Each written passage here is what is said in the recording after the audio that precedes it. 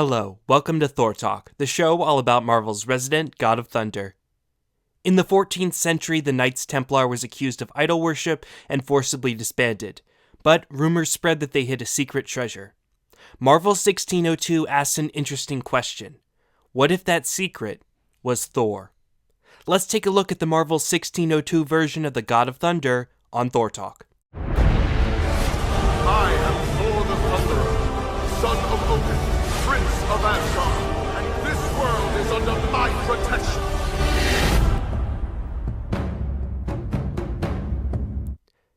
Marvel 1602 was written by Neil Gaiman and takes place in an alternate universe in the year 1602. Here we see many Renaissance-era versions of Marvel characters, such as Doctor Strange being Queen Victoria's physician and Nick Fury being her head of intelligence. Currently, these two discuss the end of the world with the Queen. Unusual storms have ravaged the land, deafening thunderstorms with no rain, floods and earthquakes. Dr. Stephen Strange may have the solution. He has seen visions of something powerful in Jerusalem. Something that he was offered to keep and to guard. Something, a weapon perhaps, that could endanger the world if in the wrong hands. Sir Nicholas Fury hires the blind mercenary Matthew Murdock to escort an old man of the Knights Templar. His name is Donal, and he is going to bring the secret weapon to England. Following the First Crusade, an order of warrior monks known as the Knights Templar was founded in order to protect Christian pilgrims on the road to the Holy Land. After Jerusalem was lost, the Knights Templar relocated to Paris until King Philip IV of France suddenly turned on the Templars. He issued the following command. Dieu n'est pas content, nous avons des ennemis de la foi dans le royaume. God is not pleased. We have enemies of the faith in the kingdom. The Templars were accused of idol worship, indecent acts, and denying Christ. It's most likely that none of these things actually happened, and Philip was simply trying to erase his large debt to the Templars. But regardless, many of the Templars were tortured into giving confessions to these acts and executed. The order was soon given by the Pope to disband the Templars, but their legend grew from their destruction. Rumors soon spread of their secret treasure that they hid before being disbanded. The Holy Grail from Arthurian legend and the biblical Ark of the Covenant were rumored to make up this treasure. However, as we'll soon see, Gaiman goes in a completely different direction for this mysterious treasure of the Templars.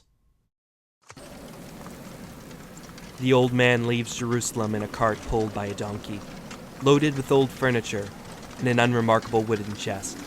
As he left, 3 other carts left Jerusalem. They were decoys, though the men who drove them did not know that. The old man knows many things. Knows that one of the carts has already been seized by the enemy, who wants to steal the treasure of the Order. He doesn't know why the world is dying, but he recognized the first signs. He knows what he must do. He wonders if it is too late to stop it. He travels with the most powerful thing in the world. He fears it will not be enough. As he almost reaches his destination, Donal is approached by Natasha Romanova, who says that she has come to escort him to England. She opens the wooden chest to find a golden sphere. And now that she's found the treasure, she commands her men to take the old man hostage. Matthew Murdock arrives and attempts to rescue Donal, but he is soon captured as well. They are both taken to Latveria, the domain of Count Otto von Doom. Von Doom begins studying the golden orb in order to unlock its power and conquer the world. Donal and Murdock are locked in his dungeons. Doctor Strange projects himself into their cell to speak with Donal, and he begins working on a plan to help them escape. Strange allies with the 1602 version of the X-Men, and they use their abilities to make a ship fly through the air, carrying an army to storm Latveria. Seeing that help has arrived, Donal asks Matthew if he can break them out and get him to his cart. The X-Men ship is being overwhelmed by Von Doom's creatures, and Jean Grey is struggling to keep the ship in the air. Matthew is able to get Donal to the cart and asks him what is next. Donal says that he needs his staff. This is the treasure of the Templars. It was brought to Jerusalem by Norsemen 800 years ago. Von Doom's forces arrive and say they are dead men. No, says Donal. We are not. In all probability you are. You are dead, while I shall be condemned to hell. Cover your ears, Matthew, and may Lord Jesu have mercy upon my soul.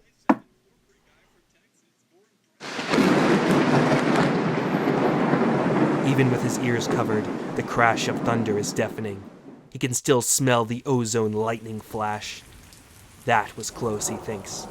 As the rain begins to pour from a previously cloudless sky, Iceman is able to freeze this rain and use it to drive off Von Doom's forces. Von Doom commands his men to keep firing at the ship, but their cannons won't work in this unusual storm. Soon Von Doom finds himself confronted by the 1602 version of the Fantastic Four after they are able to break out of his dungeon. But Von Doom is not afraid. He has the Golden Sphere, the weapon of the Templars, and he has figured out that all he needs is the lightning to activate it. He gets it. His face is horribly disfigured. Reed Richards is satisfied that he's as good as dead. But he wonders where this lightning storm is coming from. It violates everything he knows about weather. The answer is carrying the X-Men's ship with one hand. As he sets the ship down, Matthew introduces him to Sir Nicholas Fury. He's the treasure of the Templars, and he is Donal the Templar. I am Thor of the Thunders, mighty my Mjolnir, fighter of frost giants, stronger than storms. Thor waits until everyone has gotten on board, and then carries the ship to sea. At last, Thor finally appears in Marvel 1602. He took a long time to get here since he doesn't actually show up until the 6th issue of an 8-issue series, but he continues the classic Thor trope of making a grand entrance. His reign allows Iceman to drive off Doom's forces, his lightning defeats Doom himself, and he catches the falling ship, saving everyone on board. We don't even see him until he's already solved the biggest fight of the series. I loved the slow build-up to this, as Gaiman does a great job of setting up this big moment without giving away the game until the very end. Donal clearly emerges as the 1602 version of Donald Blake, Thor's human identity who would stamp his cane on the ground and turn into Thor. But most people probably didn't catch this at first since he's so much older. Donal has a cane just like Donald Blake, but Gaiman never reveals that this is the treasure of the Templars until the very last moment. Also, Gaiman is no stranger to Norse mythology, and he includes some very cool details in this Marvel 1602 version of Thor's speech. Most of our Norse mythology sources are Old Norse poetry. While most modern poetry involves rhyming, Old Norse poetry is alliterative. To reflect this, Thor often alliterates in his speech. Thor of the Thunders, fighter of frost giants, etc. Gaiman further emphasizes this alliteration by replacing the first letter of the words he alliterates with a rune. The assembled heroes head for the New World, since that seems to be the center of the supernatural storms that are destroying the world. Thor assures the crew that the wild winds and cold currents shall see them safe and speedily to shore. They arrive safely in the land that Thor's worshippers once called Vinland. Having safely guided them to the New World, Thor tells them to cover their eyes and strikes his hammer onto the ground. There is a flash of lightning. And now Donal remains holding the walking stick. He tells them that the staff was brought to Jerusalem from the Northlands by Norse pilgrims, and 200 years ago, Hugh de Paynes discovered it beneath the temple. The Templars swore to keep it secret, for the church teaches there is only one God, but if there was a Thor, it could bring down the church. When Donal summoned Thor, it was as if he was him. He thought his thoughts summoned the wind, rode the storm, and gloried in it. But now he is surely condemned to hell. At last, we know how a Norse artifact came to be the secret of the Templars in Jerusalem. The idea of Vikings making it all the way to Jerusalem may seem a bit far-fetched to some, but this is actually based on historical events. The Varangian Guard was an elite group of Norse warriors who acted as the shock troops for the Byzantine Empire and the bodyguards of the Emperor. The warriors of the Varangian Guard sometimes escorted high-ranking Byzantines to Jerusalem and made war in the area. According to Heimskringla, the famous Viking king Harald Hardrada went to Jerusalem where he gave gifts as a pilgrim and waged war as a Varangian. Plus, after the Viking Age, Sigurður the Crusader, king of Norway, set out with 60 longships to Jerusalem and participated in the Crusades. For his help, King Baldwin of Jerusalem gave him many treasures, including a piece of the cross that Christ was crucified on. Perhaps the Norse not only brought home a Christian wooden artifact, but left a pagan wooden artifact behind. Donal doesn't take his doomed state well. He becomes drunk and rants more about the staff to the invisible woman who patiently listens. The Templars were slaughtered for worshipping devils, but they never used the staff. They passed it on from master to master. Merely holding the staff made their minds stronger and showed them things. The sagas and legends are all true. This was the secret of the Templars. Donal's body hurts, but Thor does not hurt. I think this is an interesting dynamic that gaming creates between Thor and Donal. Thor's very existence undermines Donal's entire belief system. But that's made all the more worse by the fact he's forced to live as Thor. In his mind, he's made a pact with a demon and will not be forgiven for this sin. There's also the physical aspect. He is an old man who has aches and pains, but Thor is a god without these weaknesses. Donal both longs to be Thor again and is terrified of that idea. We also get a good deal of lore here. Gaiman takes the fact that the Templars were falsely accused of devil worship and ties that into Thor. The Templars possessing the staff itself allowed them to become wiser and see the secrets of the universe.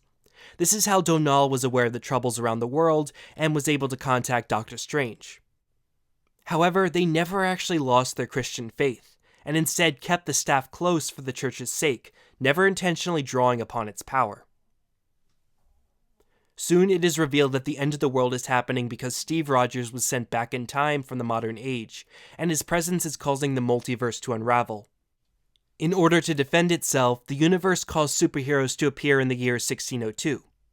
Rogers must be returned to his time in order to save the multiverse, but in order to return him, they'll need sufficient galvanic power. They'll need lightning. Donal refuses to turn back into Thor, even if God himself demanded it, for now he knows the price that comes with it. He must now spend every moment of his life remembering what it was like to be Thor. If he became Thor again, would he ever allow himself to change back into this aching old man? Donal, says the invisible woman, is he wiser than you? Yes, answers Donal. Everything is clear and simple for him. Then why don't you let him decide? Donal sees the wisdom in her words and stamps his staff on the ground once again. You are wiser than all of them, Susan Storm. Tell me what I must do. I thought this was a good moment, with Donal agonizing over the idea of completely losing himself to this god, but Susan Storm being able to give him the confidence to push forward. Interestingly, Thor actually has a different design here. In his previous appearances, he had a horned helmet and a long braid, but now it's a winged helmet and the braid is gone. This change is never explained. Perhaps it's to indicate that Donal has a greater influence now? The design does feel slightly less pagan, so maybe. Maybe the artist just decided he liked this design better. With Rogers in position, Thor summons lightning enough to tear open the dimensional rift once more. Steve Rogers is taken through the rift, and now the multiverse is restored. With their world saved, Thor once again thanks Susan Storm for her wise words, and says he plans on returning to Asgard. Susan asks what will become of Donal. My father Wotan will with wise words advise us both. I cannot be happy while I hear him screaming. And with that, Thor returns to the skies as the sun sets, with the knowledge that this world will live to see tomorrow. Thor has helped save the world, but unfortunately that doesn't mean everything is fine for Thor. It seems Donal isn't going to get over being a living blasphemy just because it saved everyone, and hopefully Thor's father can provide adequate counseling. Thor's dynamic with Donal is unique, as Thor has never had a mortal identity who is so fearful of him. It's similar to the dynamic we often see with Bruce Banner and the Hulk. Banner hates the Hulk and would do anything to avoid turning into him, but circumstance forces him into that position. The difference between this and the Hulk is that Banner is afraid of what the Hulk will do, but Donal's belief system means he's afraid of Thor himself. Despite the fact that Thor is only ever helpful, Donal is terrified of this pagan god. This version of Thor is one that's surprisingly deep given that he only appears for a few pages. Gaiman draws from Marvel Comics, Norse mythology, and history to provide a very interesting and unique god of thunder. A version of Thor I wouldn't mind seeing more of one day. Well, that's all for this episode of Thor Talk. I hope you enjoyed taking a look at this more obscure version of Thor. We saw a version of the 1602 version in Marvel What If, but I don't really think they did the character justice. Also, speaking of Neil Gaiman, apparently he was going to make a Thor animated series, and then Marvel decided to be unreasonable, and it didn't happen. Anyway, with that being said, see you next time on Thor Talk, where... You'll behold in breathless wonder